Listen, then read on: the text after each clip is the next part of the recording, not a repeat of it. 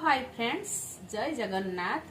पुणी यूनिक बनी ब्लॉग्स बनी पुणी एक फूड ब्लॉग रे आपण मानक स्वागत करुच्ची। आज फ्राइडे ब्रेकफास्ट रे मु कौन आमर होइछि आज देखाउछि।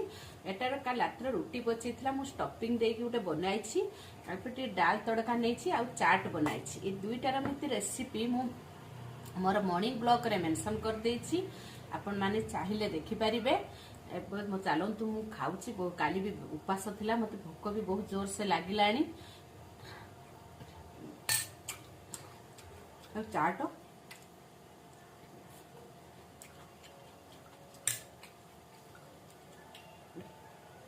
स्टफिंग वाला तड़का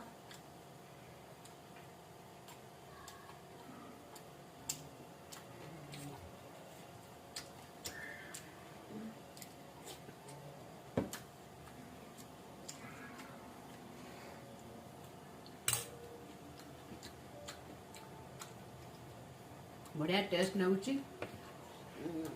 आपण मानकु जदि मो फूड ब्लॉग भल लागुथिबो आपण मानो यूनिक बनी ब्लॉग्स चैनल सब्सक्राइब करिए और लाइक करबे और कमेंट करबे और प्लीज मते सपोर्ट करिए। सपोर्ट कले मो अलग न्यू न्यू रेसिपी आपण साथ शेयर करबी।